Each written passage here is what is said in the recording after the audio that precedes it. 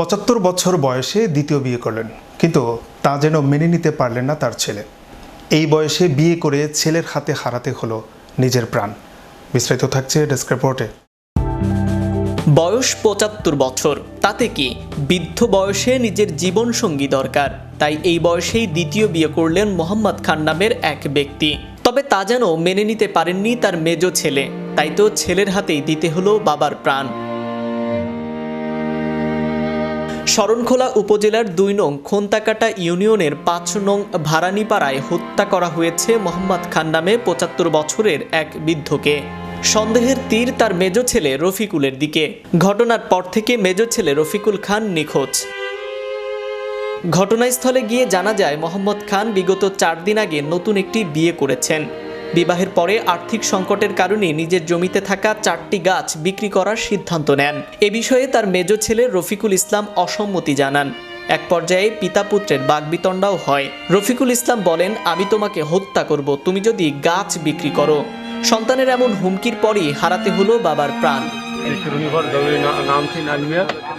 আমার ওই যে মারান সেই মার চললে দরজে আইছি।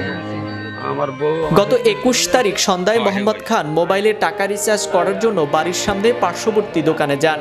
দোকান থেকে ফিরে আসার সময় তার নিজ বাড়ির সামনেই দুর্বৃত্তরা তাকে হত্যা করেন। বিভিন্ন জায়গায় তার জখম রয়েছে। তার দ্বিতীয় স্ত্রী বলেন, তার মেজ ছেলে গাছ বিক্রিতে অসম্মতি জানিয়েছিলেন, কিন্তু আর্থিক সমস্যার কারণে তিনি গাছ বিক্রি করার সিদ্ধান্ত নিয়েছেন। পিতা পুত্রের মধ্যে ঝগড়াও হয়েছিল। এখন কে হত্যা করেছে আমি বলতে পারবো না। শত্রুতা আছে কিনা? শত্রুতা তো আগে আনলে মামলা দিয়েছিল অনেক বছর আগে।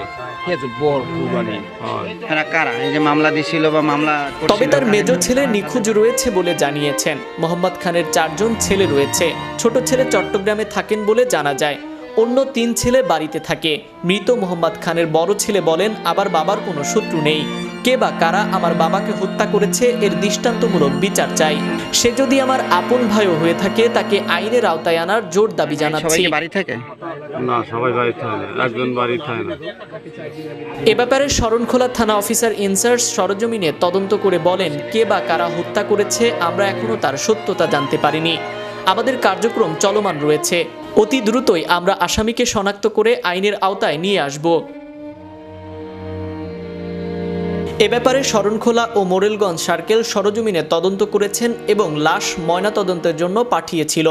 হত্যাকারীকে খুঁজে বের করে আইনের আওতায় এনে তাকে কঠিন শাস্তির ব্যবস্থা করা হবে। Naim Ahmed, channel Europe, news desk.